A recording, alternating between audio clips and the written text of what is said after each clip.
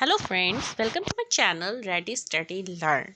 आज फिर मैं आपके सामने एक वीडियो लेकर के आई हूँ जो जीके का वीडियो है और पॉलिटी से रिलेटेड है, क्योंकि इस सब्जेक्ट से या इस टॉपिक से बहुत ही क्वेश्चन एग्जाम में देखने को मिलते हैं।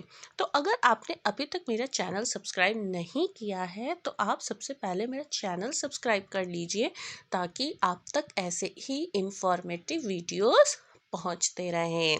चलिए स्टार्ट करते हैं और देखते हैं आज के वीडियो में आपके लिए क्या है।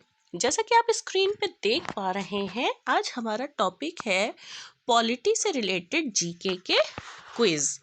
चलिए देखते हैं और वीडियो को लास्ट तक देखिएगा, इसे स्किप मत करिएगा। फर्स्ट क्वेश्चन है, किस सदन में अध्यक्ष उस सदन का सदस्य नहीं होता है? तो इसका सही उत्तर है राज्यसभा। इसका इम्पोर्टेंट पॉइंट देख लेते हैं। राज्यसभा का अध्यक्ष उस सदन का सदस्य नहीं होता है। उपराष्ट्रपति राज्यसभा का पदेन सभापति होता है। संविधान में उपराष्ट्रपति के लिए किसी प्रकार की जिम्मेदारी, वेतन एवं भत्ते का उल्लेख नहीं है, इसलिए वह राज्यसभा के सभापति के रूप में दायित्वों का निर्वहन करते हुए उसी रूप में वेतन एवं भत्ते प्राप्त करता है। नेक्स्ट क्वेश्चन, संसद की लोक लेखा समिति का अध्यक्ष नियुक्त किया जाता है? किसके द्वारा नियुक्त किया जाता है? तो वह नियुक्त होता है लोकसभा के अध्यक्ष द्वारा। इसका इम्पोर्टेंट पॉइंट देख लेते हैं। लोक लेखा समिति में अधिकतम 22 सदस्य होते हैं, जिनमें 15 सदस्य लोकसभा द्वारा हर साल अपने सदस्यों में से आनुपातिक प्रतिनिधित्व के सिद्धांत के अनुसार एकल अंतरणीय मत द्वारा चुने जाते हैं। आगे देखते हैं। भारतीय संसद में लोक लेखा समिति का अध्यक्ष होता है, तो कौन होता है? तो वह होता है विपक्षी दल का नेता। इम्पोर्टेंट पॉइंट देख लेते हैं। इस समिति में 22 सदस्य होते हैं, जिसे 15 सदस्य लोकसभा के तथा 7 सदस्य राज्यसभा द्वारा नाम निर्दिष्ट किए जाते हैं। नेक्स्ट क्वेश्चन, राज्यसभा के सदस्यों का सेवा काल कितना होता है? तो राज्यसभा के सदस्यों की अगर हम बात करें तो उनका सेवा काल होता है 6 वर्षों का। नेक्स्ट क्वेश्चन, भारत में सरकार की संसदीय प्रणाली कहाँ से ग्रहण की गई है? तो भारत में सरकार की संसदीय प्रणाली ग्रहण की गई है ब्रिटिश के संविधान से। नेक्स्ट, भारतीय संसद के अपर हाउस को किस नाम से जाना जाता है? तो भारतीय संसद के अपर हाउस को जाना जाता है राज्यसभा के नाम से। नेक्स्ट, क्या राज्यसभा को भंग किया जा सकता है? तो इसका आंसर है नहीं, राज्यसभा को कभी भी भंग नहीं किया जा सकता है। नेक्स्ट, भारत में कानून को कौन बनाता है? तो भारत में कानून बनते हैं राष्ट्रपति और संसद के दोनों सदनों द्वारा। नेक्स्ट, स्वतंत्र भारत के लोकसभा का पहला अध्यक्ष कौन था? तो स्वतंत्र भारत के लोकसभा के जो पहले अध्यक्ष थे वो थे जीवी मावलंकर। नेक्स्ट, वह प्रधानमंत्री कौन है जिन्होंने अपने कार्यकाल के दौरान संसद के अधिवेशन सत्र में भाग नहीं लिया? तो वो प्रधानमंत्री हमारे थे चौधरी चरण सिंह। नेक्स्ट, मंत्रिपरिषद सामूहिक रूप से किसके प्रति उत्तरदायी है? तो मंत्रिपरिषद सामूहिक रूप से लोकसभा के प्रति उत्तरदायी है। नेक्स्ट, संसद में शामिल है।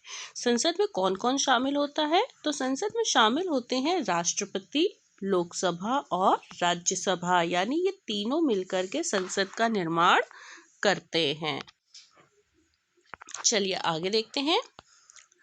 हाउस ऑफ द पीपल को लोकसभा का नाम किस वर्ष दिया गया था? यानी पहले लोकसभा को किस नाम से जाना जाता था? हाउस ऑफ द पीपल के नाम से। तो इसका नाम लोकसभा कब हुआ, कौन से वर्ष में हुआ, तो वो हुआ था 1954 में। नेक्स्ट, भारत के राष्ट्रपति संसद के दोनों सदनों को प्रथम सत्र के प्रारंभ में कब संबोधित करते हैं, तो वो संबोधित करते हैं प्रतिवर्ष और लोकसभा के लिए प्रत्येक आम चुनाव में। इसको समझते हैं इसके इम्पोर्टेंट पॉइंट में। भारत के राष्ट्रपति प्रत्येक आम चुनाव के बाद पहले सत्र की शुरुआत में राज्यसभा और लोकसभा दोनों को संबोधित करते हैं। जब पुनर्गठित निचले सदन की पहली बैठक होती है, राष्ट्रपति प्रत्येक वर्ष के पहले सत्र की शुरुआत में दोनों सदनों को भी संबोधित करते हैं। नेक्स्ट क्वेश्चन, संसद के किसी सदन के दो सत्रों के बीच अंतराल किससे अधिक नहीं होना चाहिए, तो संसद के किसी सदन के दो सत्रों के बीच अंतराल 6 महीने से अधिक नहीं होना चाहिए। आगे बढ़ते हैं।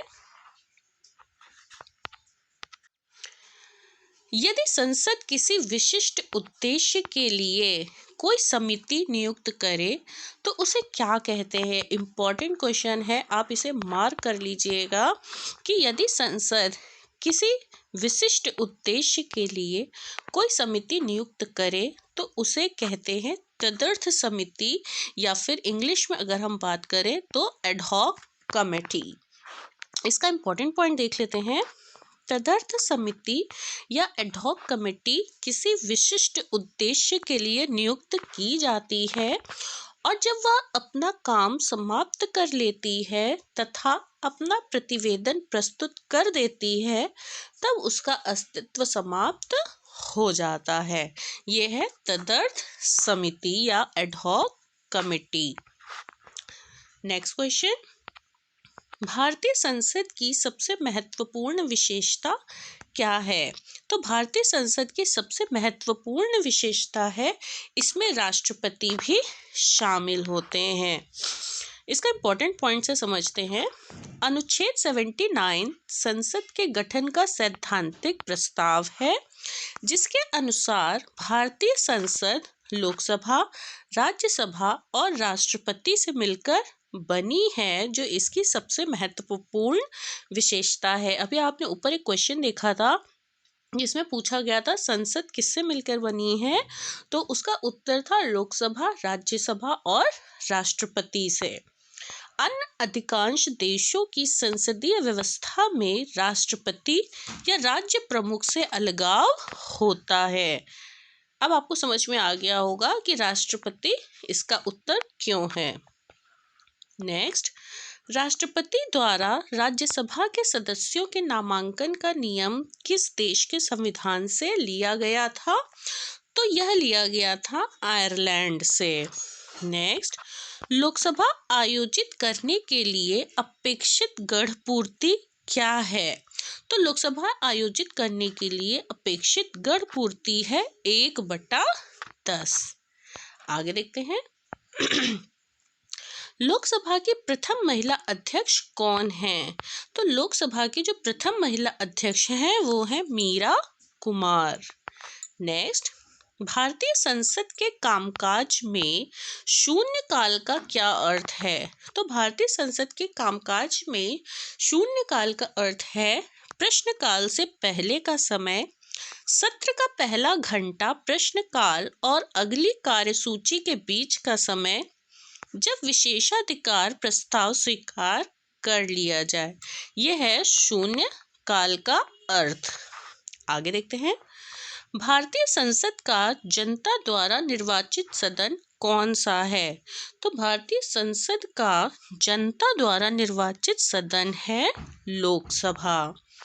नेक्स्ट, भारत में संसदीय ढांचे में दो अस्थायी साधनों का नाम बताएं, तो भारत में संसदीय ढांचे में दो अस्थायी साधनों का नाम है लोकसभा और विधानसभा। नेक्स्ट, राज्यसभा के नियुक्ति के लिए न्यूनतम आयु कितनी होनी चाहिए, तो राज्यसभा की नियुक्ति के लिए न्यूनतम आयु होनी चाहिए 30 वर्ष। नेक्स्ट क्वेश्चन, भारतीय संसद के संयुक्त सत्र की अध्यक्षता कौन करता है? तो भारतीय संसद के संयुक्त सत्र की अध्यक्षता करता है राज्यसभा का सभापति। नेक्स्ट क्वेश्चन, हमारे देश के दोनों में से किसी भी सदन का सदस्य कौन नहीं होता है? तो दोनों सदनों का सदस्य जो नहीं होता है वो होता है राष्ट्रपति। क्यों? इसका इम्पोर्टेंट पॉइंट में समझते हैं। यद्यपि भारत का राष्ट्रपति संसद का एक घटक है, फिर भी वह दोनों सदनों में से किसी भी सदन में ना तो बैठता है और ना ही वाद विवाद में भाग लेता है। वह दोनों में से किसी भी सदन से संबंधित नहीं होता है। आई होप आपको मेरा ये छोटा सा वीडियो इन्फॉर्मेटिव लगा होगा। अगर आपको मेरा ये वीडियो अच्छा लगा है और आपके काम का लगा है तो प्लीज़ आप मेरे चैनल को सब्सक्राइब करिए अभी, और मेरे वीडियोस को लाइक करिए और इन्हें शेयर करिए। Thanks for watching.